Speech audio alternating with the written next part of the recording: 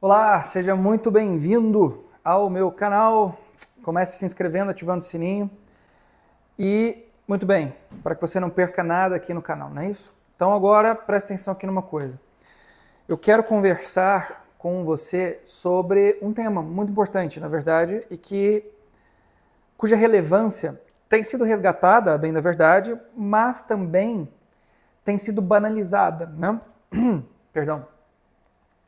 Que é o tema dos contos de fadas, ok? Eu escrevi aqui embaixo Branca de Neve de propósito, porque este é um símbolo atual, atualíssimo, bem da verdade, porque acabou de ser lançado no cinema, né? Um live action da obra-prima de 1937, feita pelo Walt Disney, lá nos seus primórdios, e que fez muito sucesso e que até hoje, na verdade, é muito bem recebido pelas pessoas, né? As pessoas que assistem gostam bastante, porque de fato é uma obra-prima. Agora veja, o que tem acontecido, a gente tá na primeira semana de lançamento, eu acho, eu não sei exatamente quando é que lançou essa porcaria, eu não sei nem se eu vou assistir, eu acho que não. Mas o fato é que esse filme da Branca de Neve é um belo exemplo desse descaso com o que é um conto de fada, o que é o mundo de féria, utilizando-me da linguagem de Tolkien em seu livrinho ali, A Árvore e a Folha. Bem, a bem da verdade, o termo não é bem dele, mas de uma gama de pessoas. Mas o fato é que em A Árvore e a Folha, Tolkien deixa muito claro duas coisas bastante específicas. A bem da verdade, Chesterton já havia deixado isso muito claro. O conto de fadas é, na verdade, um escrito, um texto, tá certo? Um conto, uma história utilíssima para a formação das crianças, é verdade, para o seu imaginário, para que elas fantasiem aquele universo específico, se coloquem no lugar dos heróis, enfrentem os monstros e assim por diante. Mas a simbólica de Féria, ela é muito mais própria para os adultos. Um conto de fadas, ele não é escrito de maneira própria para uma criança, porque a criança não tem a capacidade de decodificar tudo que está ali dentro. Mas um adulto tem, ok?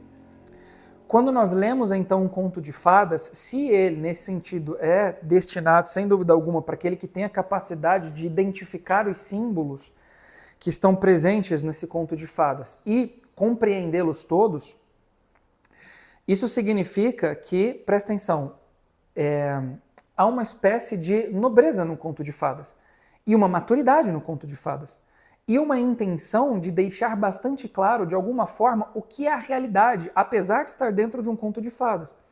Qual o poder que um conto de fadas tem de retirar-nos do mundo real para devolver-nos a ele com muito mais clareza a respeito do que é, afinal de contas, o mundo real. Percebe? Os símbolos presentes num conto de fadas têm a intenção de deixar muito claro para quem o lê o que é que, na realidade, né, funciona e não funciona. O que é bom e o que é mal. O que deve ser imitado e o que deve ser rejeitado.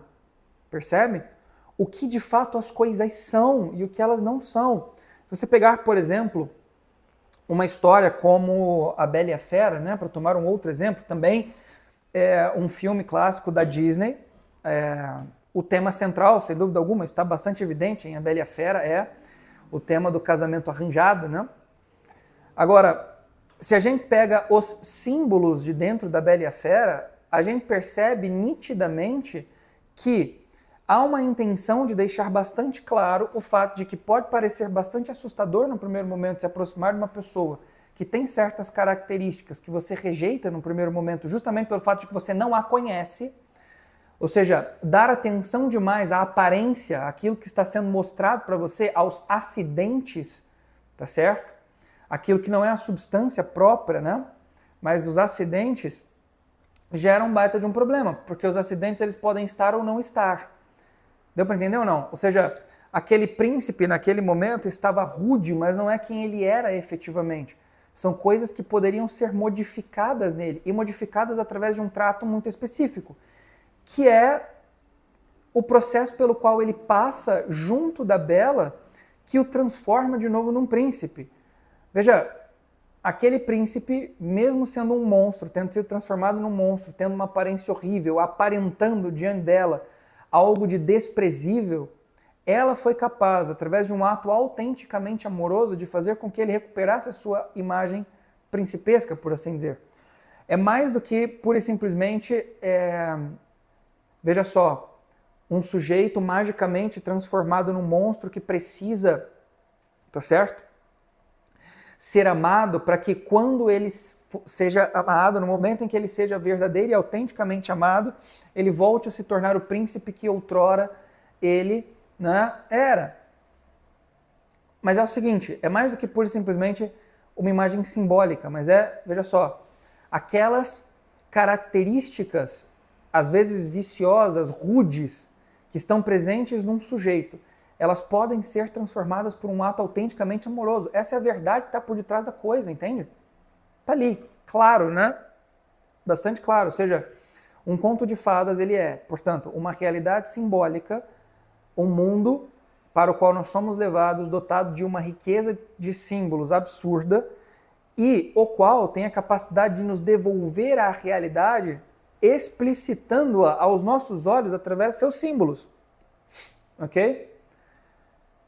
Há uma frase que eu não sei se veio de uma outra pessoa, mas que tem martelado na minha cabeça ao longo de algumas semanas já. Eu já devia ter feito esse vídeo há alguns meses, a bem da verdade, que é a seguinte: se você lesse Conto de Fadas, você saberia o quão feia é a tua vida.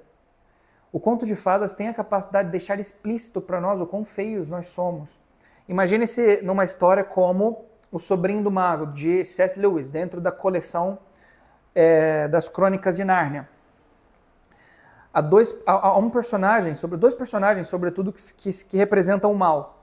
O mal a nível mais espiritual, como um demônio, e um mal a nível mais material, como um homem decaído que opta, né, ceder à maldade dentro do seu coração, que é o tio André, que é um personagem mesquinho, que cede à feitiçaria, que submete os outros às suas experiências, mas não tem coragem suficiente para ele mesmo se submeter, porque ele se julga superior em decorrência de sua soberba. As outras pessoas podem ser manipuladas para que a sua vontade seja realizada, porque ele se julga superior a todos os outros.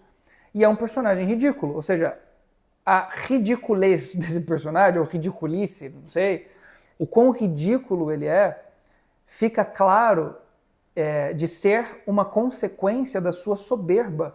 Ele se coloca na posição de alguém que é absurdamente poderoso e quer como que manipular a realidade. Mas isso faz tão mesquinho, pequeno, baixo, que fica claro que ser soberbo, tentar de tomar o lugar de Deus e manipular a realidade é tornar-se tão pequeno, mesquinho, ridículo quanto ele. Quando a gente olha, vamos voltar para Branca de Neve, né? A gente percebe que, veja só, a preocupação exagerada com a posição que você ocupa, com uma vaidade soberba da Rainha Má, por exemplo, né? Espelho, espelho meu, existe alguém mais bela do que eu?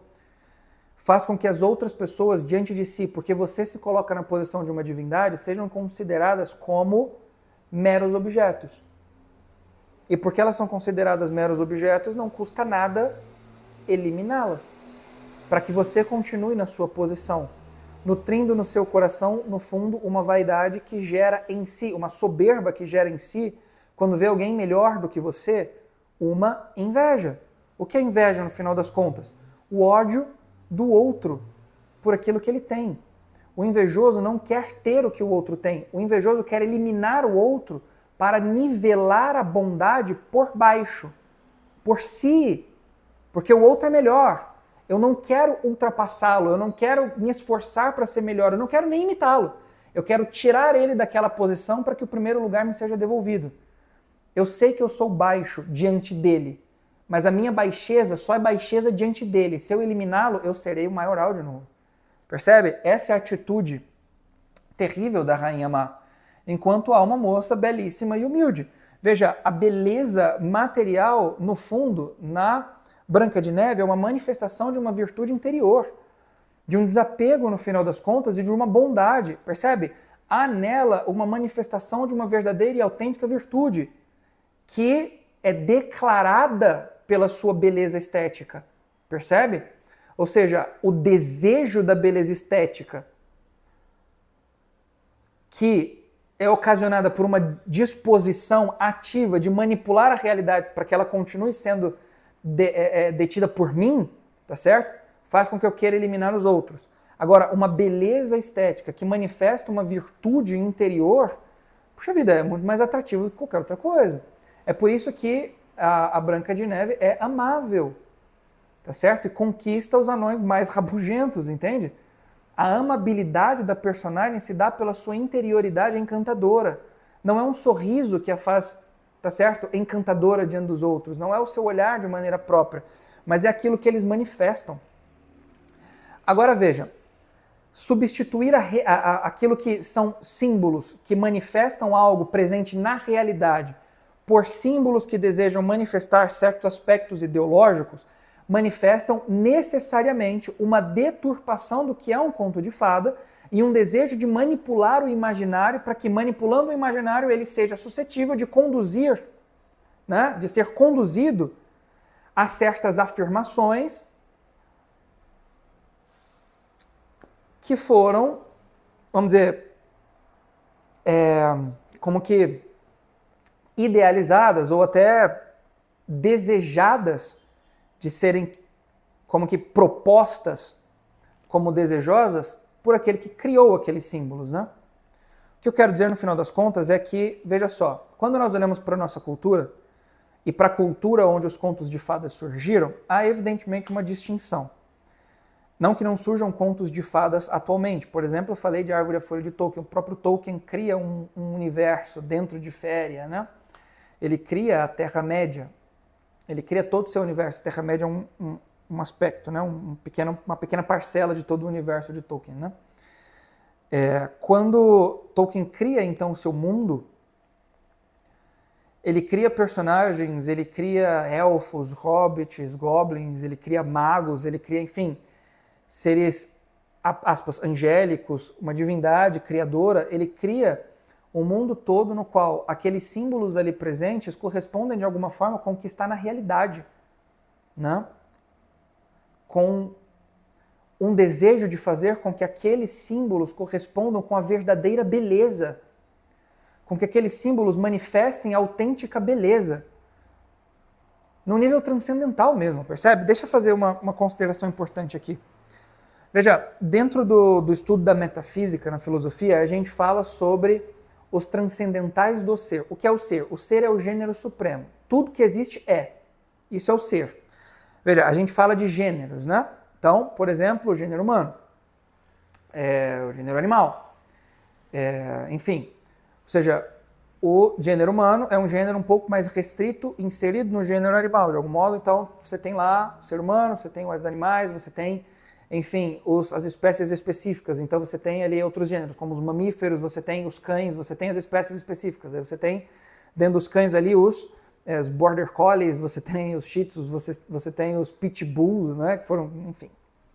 O fato é que cada um desses universais aqui contém uma gama de seres que existem na realidade. Quando eu digo cão, você pensa em todos os cães, não num cão específico, mas no gênero cão, né? A gente conhece todos os cães de algum modo quando a gente conhece o gênero, não de maneira particular, mas de maneira universal. Eu sei quais são todas as potências deste gênero específico chamado cão, à medida que eu conheço o cão, entendeu? E veja, todos esses gêneros, então, o cão, o animal, o mamífero, o animal, enfim, né, réptil, enfim, o homem, os vegetais e tal, quando eu conheço todos esses distintos gêneros, todos eles, de algum modo, se encaixam dentro de um gênero universal.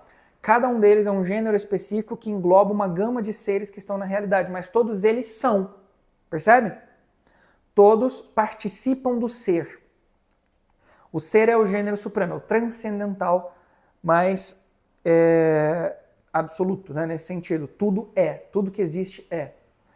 E existem os transcendentais do ser, então são 3 para alguns, 4 para outros, que são como que também gêneros característicos do ser. Se nós pegarmos o ser, então, e tomá-lo na sua unicidade, nós temos o uno, tá certo? O transcendental uno é aquilo que caracteriza o ser enquanto único. Porque se o ser for dividido, são dois. Então, o uno é o ser enquanto indivisível, tá certo? Como sendo o contrário da multiplicidade. O uno é o oposto ao múltiplo. O ser é uno enquanto oposto ao múltiplo. Agora, se nós opormos o ser, né? Perdão, tô limpando remela do olho no meio do vídeo, foi mal. Então, se nós opormos o ser ao intelecto humano, nós teremos aquilo que nós chamamos de verdade. O ser, enquanto confrontado com a inteligência, é verdadeiro. À medida em que ele é conhecido, à medida em que os entes, à medida em que os seres são conhecidos, eles são verdadeiros. Porque eles são o que são, e o intelecto os conhece enquanto sendo aquilo que eles são. Ok? A verdade é, nesse sentido, o aspecto cognoscível do ser. Quando você confronta o ser com o intelecto, você tem a verdade. Agora, quando você opõe o ser à vontade, o ser ele é apetecível, ele é um bem. Então você tem o uno oposto ao múltiplo, o verdadeiro oposto ao intelecto, oposto enquanto conhecido por ele. E você tem o bem enquanto oposto à vontade, enquanto querido pela vontade. A definição de bem é aquilo que é apetecível a todos. Todas as coisas que estão na realidade são um bem, à medida em que são queridos. E eles são queridos em sua especificidade.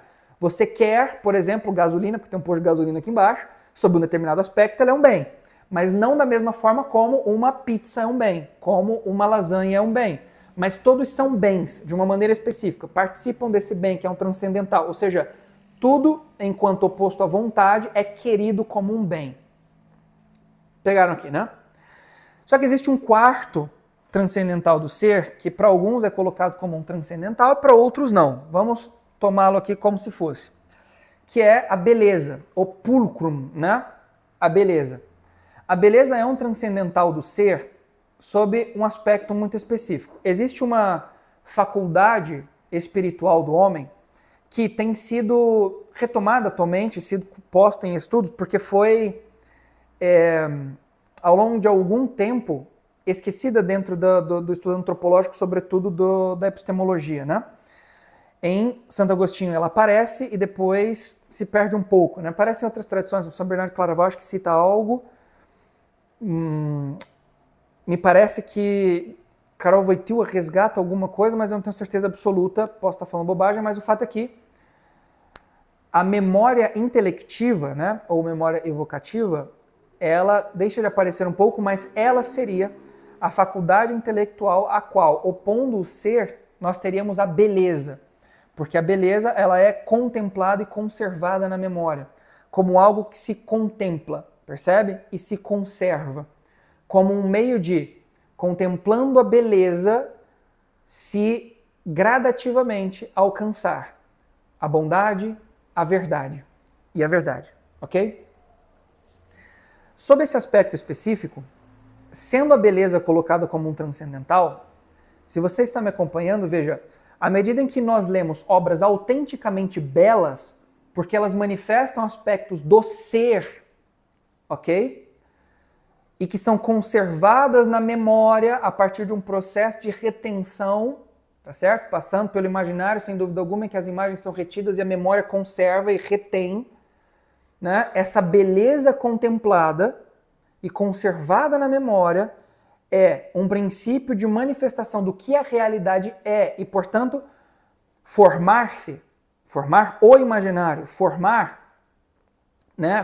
na beleza enquanto sendo aquilo que ela verdadeiramente é um meio de crescer no conhecimento da verdade e de verdadeiro apetecimento do bem. Ok? Seguindo essa gradação aqui dos transcendentais, né? Agora, se você substitui os símbolos por símbolos meramente ideológicos e não como manifestações do ser, da beleza, da verdade, da bondade, o que você tem, na verdade, é uma formação de mera militância, porque é uma adesão a uma ideologia. E se é uma adesão a uma ideologia, isso significa que você não deseja a realidade em si mesma. Você deseja, pura e simplesmente, através desses símbolos, formar uma espécie de pessoas que aderiram a uma ideologia por meio destes símbolos que funcionam como uma propaganda. Como, por exemplo, o manto vermelho da Branca de Neve no momento em que ela vai tomar o reino para si. Para que manto vermelho? O que é o vermelho, meu Deus do céu? Dentro da cultura atualmente, é uma manifestação, sem dúvida alguma, de um determinado partido político. Não uma posição política, não um partido específico, entende? Mas uma posição, uma ideologia específica. É óbvio que está por detrás ali uma realidade que manifesta um marxismo, entende? Um comunismo de algum modo, um socialismo. O que está ali, é evidente que são termos equívocos, né? Quando eu digo comunismo, eu digo algo diferente de socialismo, eu digo algo diferente de marxismo. Mas essas coisas compõem uma espécie de gradação formativa dentro do escopo político, né? Mas são coisas distintas, evidentemente. Eu não sou tão estúpido assim.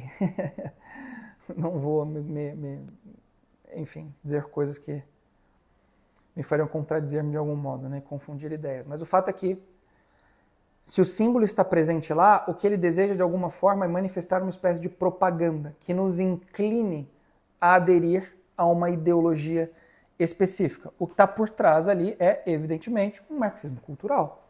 A formação do imaginário das pessoas dentro de uma ideologia específica com base na manipulação dos símbolos culturais. Os contos de fadas estão perdendo o seu posto para símbolos ideológicos. Isso é uma coisa tristíssima. O que precisa ser feito urgentemente é resgatar os contos de fadas e trazê-los de volta à cultura. E é muito curioso porque, veja, se não há verdade, se não há beleza, se não há bondade, as coisas tendem a cair num curto período de tempo. Se vocês prestarem atenção, a bilheteria da Branca de Neve foi um fracasso. E por que foi um fracasso? Porque mesmo as pessoas que são adeptas à ideologia, elas não assistem filmes, não assistem, enfim, coisas que são obras boas, marcantes, né? Para, de algum modo, reafirmar aquilo que elas já sabem. Por que nós lemos alguma coisa e consideramos aquele livro bom? Assistimos alguma coisa e consideramos aquilo bom? Porque aquilo, de alguma forma, tem a capacidade de manifestar o que está dentro de mim. Gera uma espécie de identificação. Há uma manifestação. Veja, de novo, o que é o conto de fadas? Algo feito, construído para manifestar a realidade, levando-nos para o mundo das fadas, mostrarmos aquilo que a realidade é. Entende? Devolver-nos ao mundo real. Muito bem. Era isso que eu queria dizer, né? Então a gente precisa, no fundo, assim, ler muito conto de fadas, voltar a escrever contos de fadas, ensinar contos de fadas para as crianças, restaurar a educação da maneira como ela é, para que nós, então, veja, vivamos num mundo mais normal e menos focado em política. No fundo é porque a gente se esquece que há uma realidade espiritual e reduz tudo a política, né? É justificável. Se você não tem uma vida do espírito, tudo que você tem é a política, né? O que é muito triste no final das contas. Mas muito bem, deixa aí o teu like, comenta aqui o que você achou desse vídeo, se você concorda, discorda, o que você achou lá do filme também, se é que você viu, ou o que você pensa sobre o assunto. Compartilha esse vídeo com teus contatos, porque vai ajudar bastante o crescimento do canal. Muito obrigado pela tua companhia até aqui. Forte abraço, fique com Deus, até mais. Tchau, valeu!